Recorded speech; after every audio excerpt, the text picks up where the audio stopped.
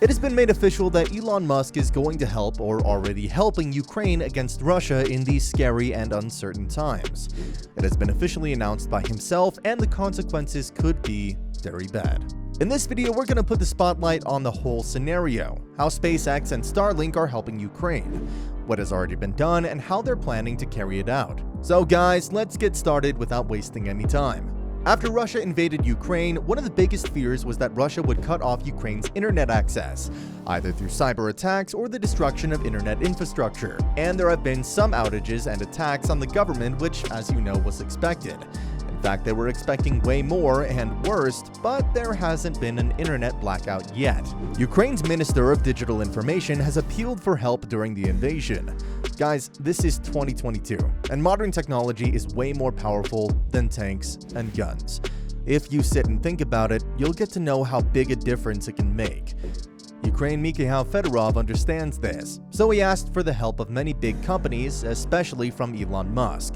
He took to Twitter and said, quote, "In 2022, modern technologies are one of the biggest response to tanks, rockets, and missiles. I've addressed to the biggest tech giants to support the sanctions for Russian Federation. We asked them to help us stop the outrageous aggression on our people." The man is not wrong. He's actually spot on. He's asked many Western technology companies to help them stop the Russian aggression, and he's actually been having reasonable success. The most important one is his appeal to Elon Musk, which was somewhat emotional. He took to Twitter and said, "While you try to colonize Mars, Russia tries to occupy Ukraine. While your rockets successfully land from space, Russian rockets attack Ukrainian civil people. We ask you to provide Ukraine with Starlink stations and to address sane Russians to stand." Elon Musk has replied to his tweet saying, "Starlink is now active in Ukraine. More terminals en route." Well, billionaire has sent help, and this is a huge achievement on the part of Ukraine's Minister of Technology. Last week, a truckload of Starlink satellite dishes showed up in Ukraine. Elon has also turned on Starlink space internet service in Ukraine, ushering in a round of positive headlines about his world-saving generosity and whatnot. The man has answered the pleas of the people affected by war.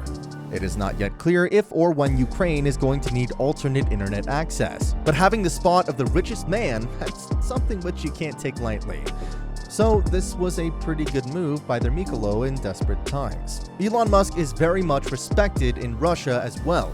That is also why Mikhailo asked him to plead to sane Russians to try to put an end to this war. But there's one thing that has been worrying for some people. It is that the support could bring with it the additional risk if Russia was to trace the satellite signals and target whoever was using them.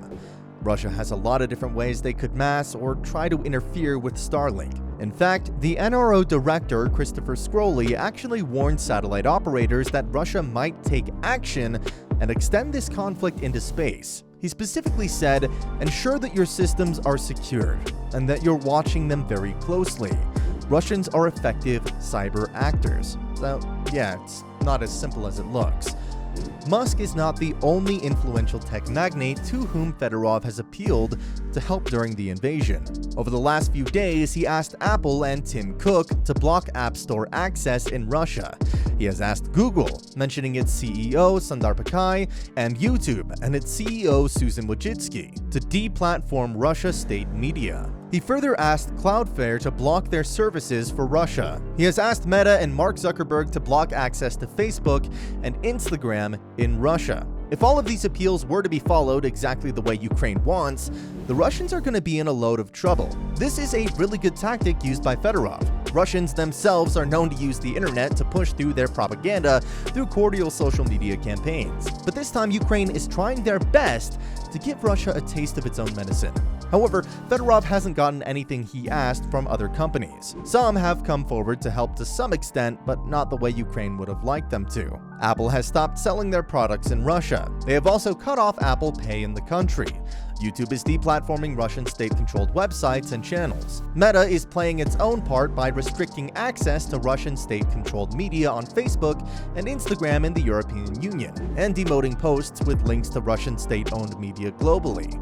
Ukraine did not get exactly what they wanted from other companies, but Elon Musk has provided them exactly what they asked for. As you guys must know, that Musk is a CEO who loves attention and has a habit of jumping into well-publicized problems with his own novel, Musk company-branded technological solutions. In simple words, the man likes to be the talk of the town. For Ukraine, having Starlink seems on the surface to be a good thing, even if it's as overhyped as everything else Musk does. Internet access has been an inextricable part of the invasion, and a way for Ukrainians to stay connected to each other and to the outside world.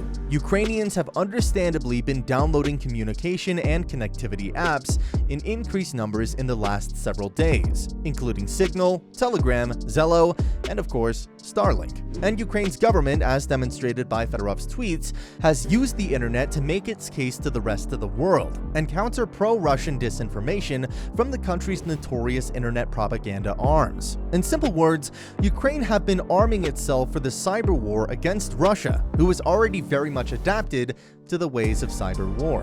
As of right now, we don't know how many dishes have been sent over by Elon Musk. It has also not been told who is going to get them or how they're going to be used.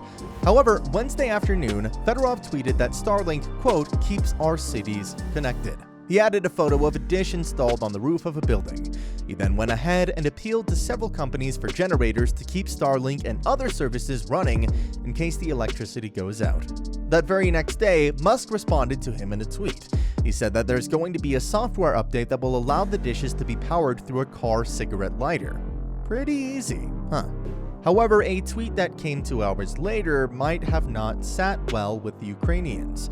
It was an ominous warning by Elon Musk. He said that Starlink signals could be tracked by Russians, so Ukrainians should use them cautiously. Don't you think this is something which the Ukrainians would have liked to know before Ukrainians began their well-publicized use of this service? Guys, at the start of this video, we mentioned that this step could have really bad consequences. Let's try to understand the why of this statement. Elon Musk himself is already worried that the Starlink signals could be tracked by Russians, which can be really dangerous for the Ukrainians. His concern was moreover echoed by Josh Lisvanos, the CEO of cybersecurity firm Shift5 and a former officer in the US Army Cyber Command. He said, Russia has specialized planes with very wide collection areas. They own the airspace over Ukraine. Lispinso further added, even a few moments of use is enough for Russian electronic intelligence systems to triangulate a ground station for an airstrike. Now, this is the danger that lies ahead for Ukrainians. The cyber aspects of this war have been called into the highlight in recent weeks. It's not new that Russia is particularly adept at merging cyber war with physical war, using cyber attacks to soften a target before launching physical attacks. Exactly what happened at the start of the war.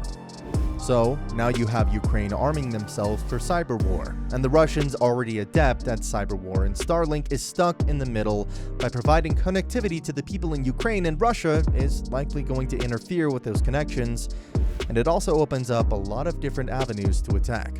However, there are people who have a lot of confidence in Starlink's security posture. This is a brand new system, designed without a lot of legacy baggage. They think that it has been designed with security in mind, and they have been running an active bug bounty program. So we hope that this is well designed from a security perspective. And that's it for today, folks. I hope you enjoyed this video. Don't forget to subscribe to my channel to view more of my amazing videos about Turkey. These tech fails are funny. Make sure you check that out.